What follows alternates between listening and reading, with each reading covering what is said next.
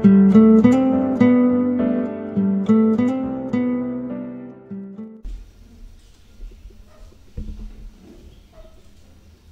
evening, mga kapatid. Isang araw, nakita niyo ang sarili niyo na naglalakad at may pasan na isang basket. At habang naglalakad kayo, nakakita kayo ng bato at bawat bato ay inyong nilalagay sa basket. Makaraan na ilang sandali, sa bandang unahan, nakakita na naman kayo ng bato, medyo malakalaki. Inilagay nyo na naman sa basket. Gayon ang nangyayari sa tuwing nakakadampot ka ng bato hanggang sa mapuno ang basket, hirap na hirap kang maglakad, pasuray-suray, napahagod ka na, natisod ka, minsan nadapa ka, nasaktan ka, nasugatan ka, pero tayo pa rin. Sinusubukan mo pa rin lumakad na matatag. At kapag may nakakita pang panibagong bato, dinadagdag mo na naman. At bigat na bigat ka. Alam niyo, minsan ganun ang buhay natin eh.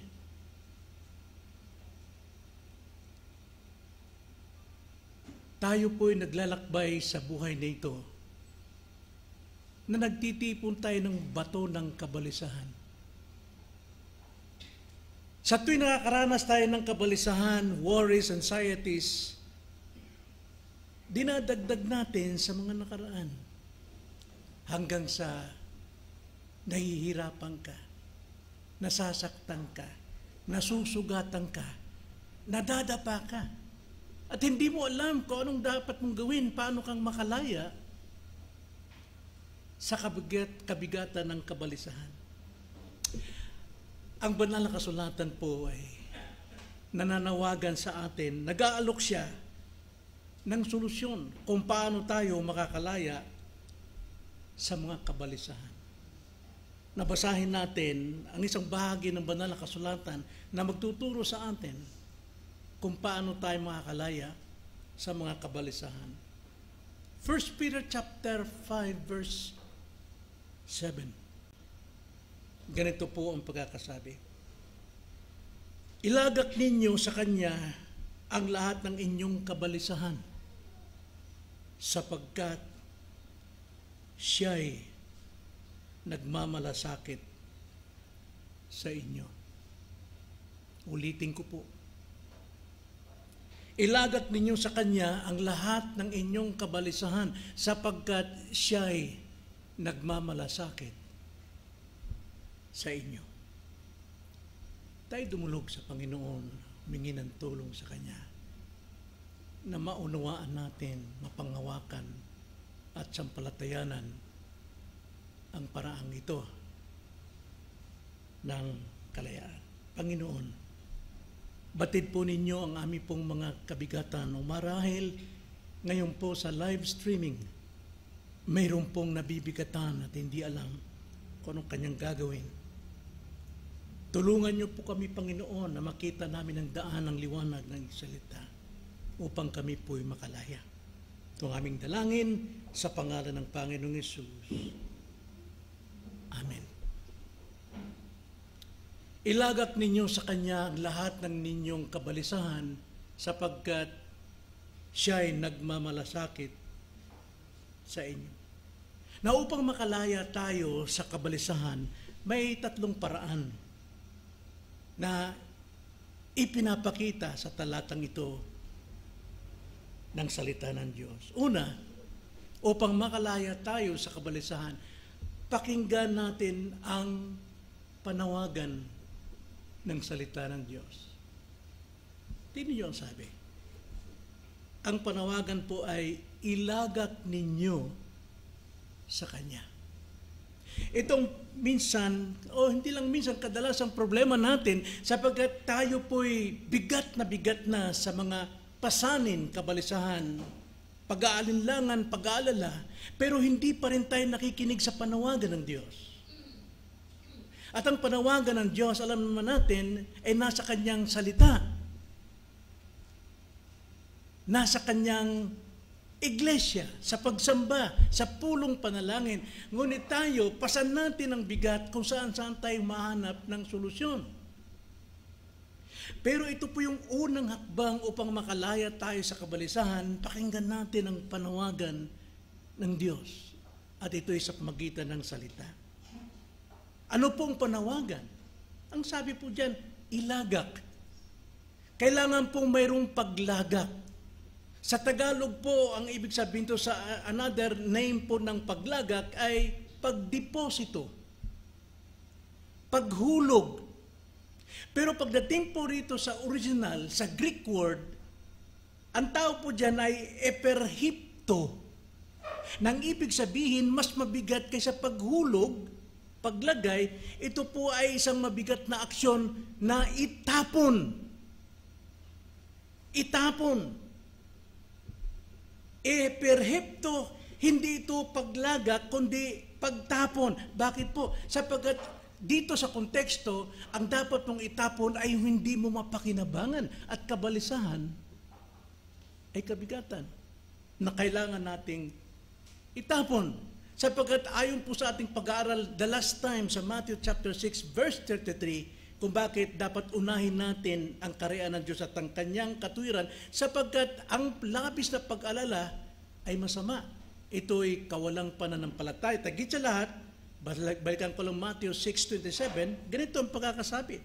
Sino sa inyo na dahil sa pagkabalisa ay mapapahaba ang kanyang buhay?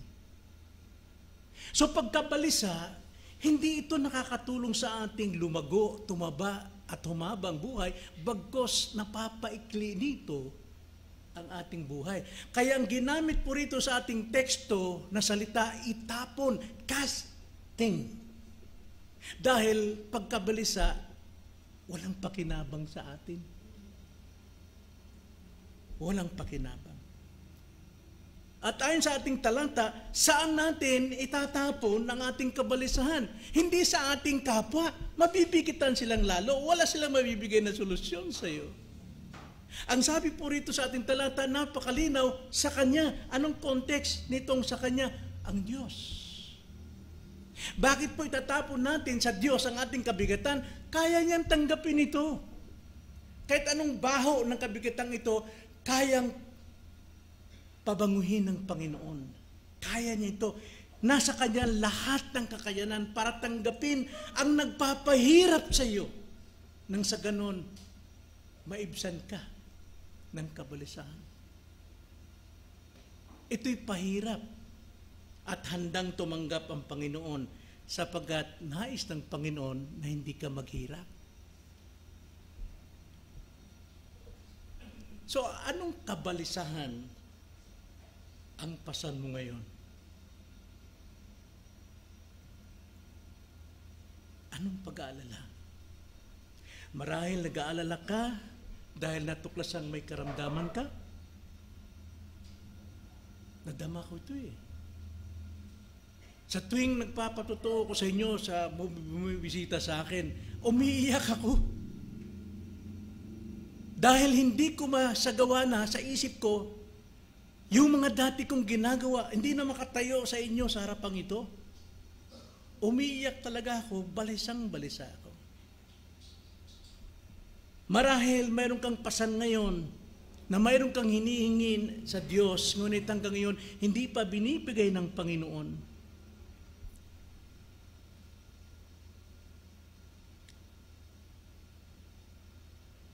So, itapon natin sa Diyos sapagkat kaya niya itong tanggapin alang-alang sa iyo. Hindi ka niya pababayaan. Ikaw ay tinubos ng kanyang anak. Namatay si Kristo para sa iyo at pahirapan ka sa kabalisahan. Hindi yun ang layunin ng Diyos, kaya ka iniligtas ni Kristo upang palayain mula sa hatol ng kasalanan. Matthew 18:28, ganito ang pagkakasabi. I'm sorry. Nais ng Panginoon na makalaya ka. So yun ang unang hakbang upang makalaya tayo sa kabalisahan, pakinggan natin ang panawagan ng Diyos. Huwag tayong gumawa ng sariling paraan. Ikalawa, pakinggan natin ang saklaw ng panawagan ng Diyos. Gaano ba kalawak ang kayang tanggapin ng Panginoon na kabalisahan? Sabi po sa ating teksto, ilagat ninyo sa Kanya ang lahat ng inyong kabalisahan. Ano ibig sabihin ng lahat? Sa Griego po ay pas. Ang ibig sabihin ng pas, lahat. So walang pagkakaiba sa Tagalog at sa Griego. So pag sinabing lahat, bawat isa, bawat bagay, ano man ito, buong buo ay ating itapon sa Diyos. Hindi sinabi na ilagat ninyo ang kalahati ng inyong kabalisahan. Ang iilan sa inyong kabalisahan. Ang panawagan ng Panginoon nito, ang saklaw rito ay lahat ng inyong kabalisahan, bawat bahagi na nagpapahirap sa atin. Bawat isa, kahit ano, lahat. Sapagat ang Diyos, hindi siya nasusobrahan kung ano yung ating itinatapon sa Kanya na nagpapahirap sa atin, nagpaparumi sa atin, sumisira sa ating espiritual na pamumuhay, nagpapahina sa atin, nagpapaunano ng ating pamumuhay espiritual. Lahat. Kaya niya itong tanggapin. Problema sa atin, hindi natin sinusuko lahat eh. Mayroon tayong tinatago. Na para bang sinasabi, hindi kaya ng Panginoon. Kaya ito. Ihabilin natin sa Kanyang lahat. Bakit po lahat-lahat ang hinihingi ng Diyos? Hindi kaunti. Bakit po?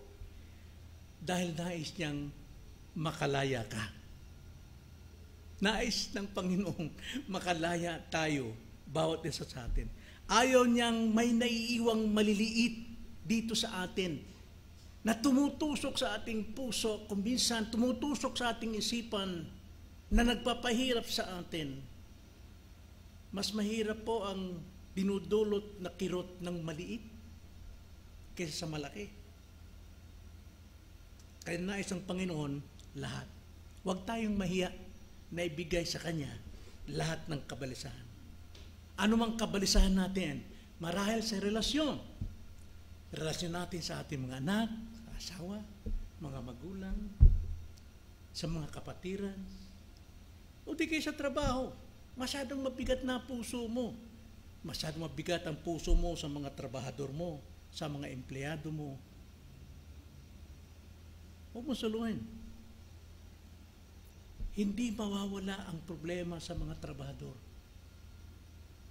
Pero pwede kang makalaya sa kabalisahan na nagpapahirap sa iyo. Sabi nga ng asawa ko Pa, hindi na mawawala yung sakit mo. Ibigay mo na sa Panginoon yung pagrereklamo mo. Tama naman, di ba? All I have to do is patience. Tiis. Hindi ako pababayaan ng Panginoon. Marahil sa negosyo, may kabalisan ka, marahil sa iyong nobyo. Paano ba ito? Gwapong-gwapo, mayaman, pero hindi Kristiyano. Pero mahal na mahal ko siya. Suko mo sa Panginoon. O di kaya sa relasyon mo sa Panginoon, meron kang nagawang kasalanan na nahiya kang i-confess sa Kanya o nahiya kang i-confess sa iyong mga mahal sa buhay. Marahil, nanlalamig ka sa iyong espiritualidad. Pinapakita mo lang na ikaw'y malakas dahil nandiyan ka present, but spiritually absent. So, anong dapat natin gawin? Anong paraan para tayo makalaya sa kabalisahan? Una, pakinggan natin ang panawagan ng Diyos. Pangalawa, pakinggan natin ang lawak ng panawagan ng Diyos lahat. At ikatlo, pakinggan natin ang pangako ng Diyos. Anong pangako ng Diyos sa ating teksto? Ang sabi po, ilagak ninyo sa Kanya ang lahat ng inyong kabalisahan sapagkat mayroon pong pangako. Siya'y nagmamalasakit sa iyo. Bakit nananawagan ang Diyos na ating ilagak sa Kanya, ating itapon sa Kanya ang ating kabalisahan? Sapagkat siya po ay nagmamalasakit sa iyo. Akala mo walang nagmamalasakit sa iyo? Sa iyong problema? Sa iyong kabigatan?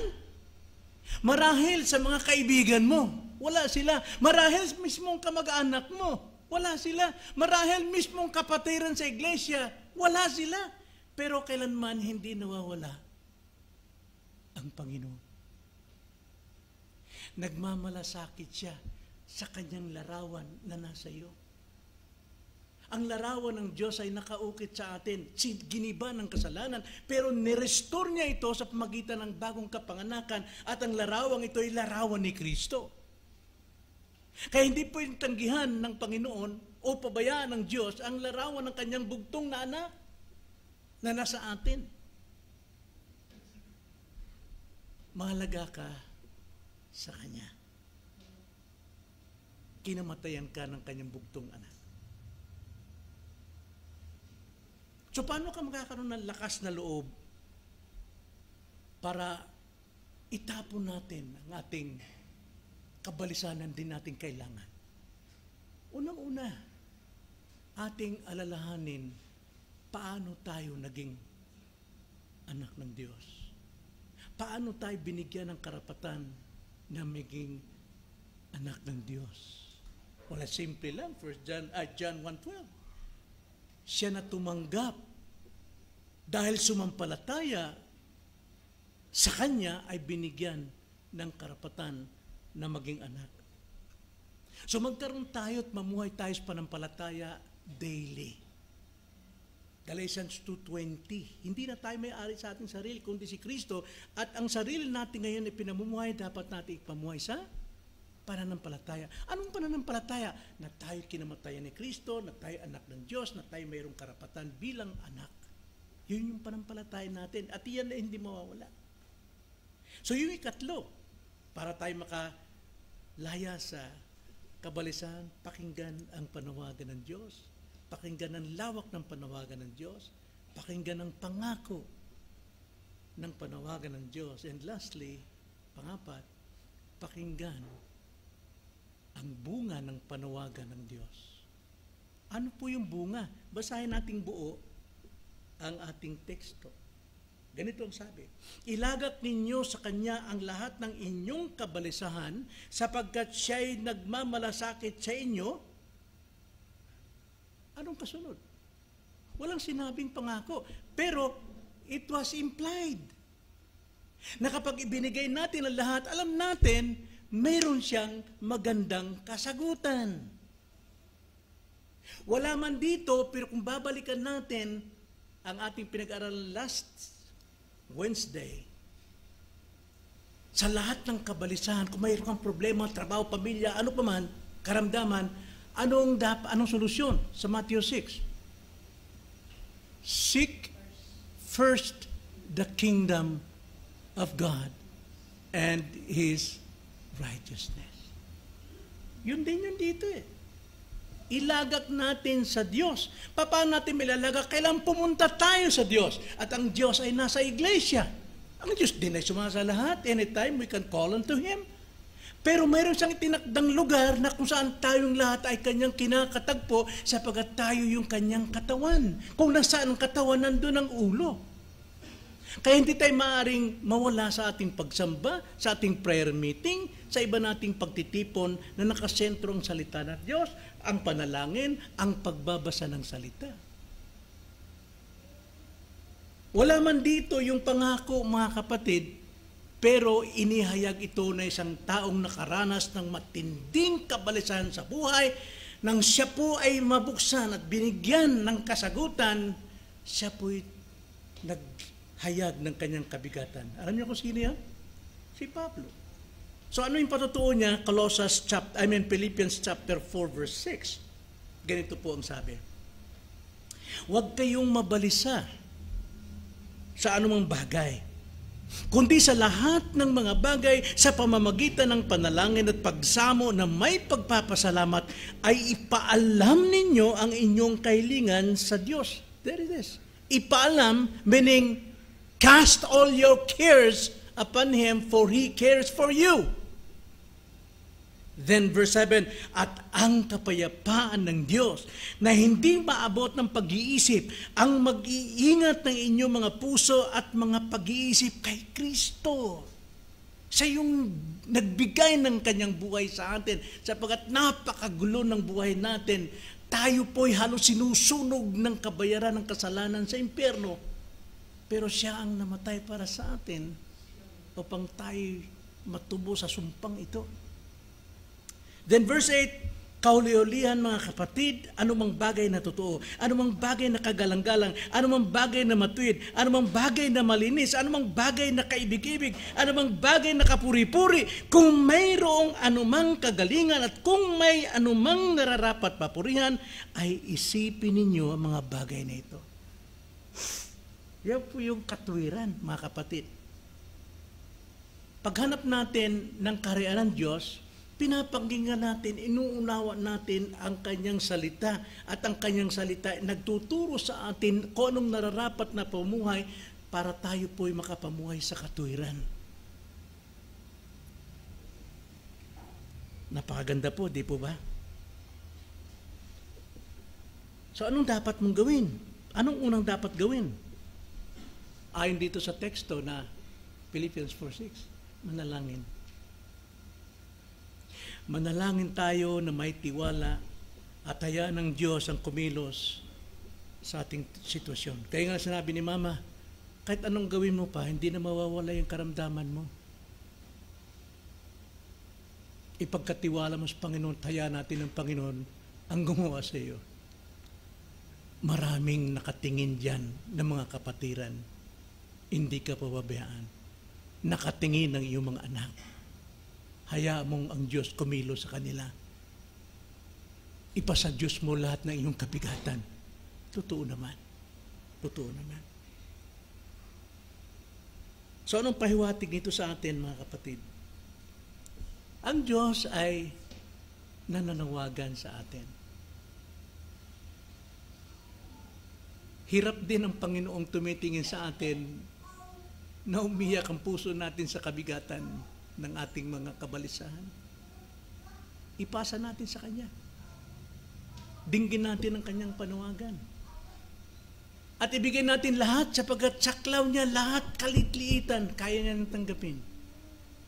At may pangako siya sa iyo, hindi ka magsisisi. Naranasan ito ni Pablo. Naranasan ito ni Pablo. So dapat natin pakatandaan, lumapit tayo sa Kanya araw-araw. Andyan siya. At lumapit tayo sa Kanya sa lahat ng ating pagtitipon. Nandun siya. Amen? Tayo manalangin. Panginoon, maraming salamat po sa inyong mga salita. Muli, ang salita ninyo, Panginoon, ay kagalingan ng aming mga kaluluwa. Tinuturuan nyo kami paano namin pagtagumpayan anuman pong mga bagay na nagpapahirap sa aming pong espiritualidad na buhay bilang mga anak ninyo. Salamat po na nandiyan ka, na handang sumalo sa pagtapon namin ng kabalisahan na hindi namin kailangan. Itong aming dalangin sa pangalan ng Panginoong Hesus. Amen.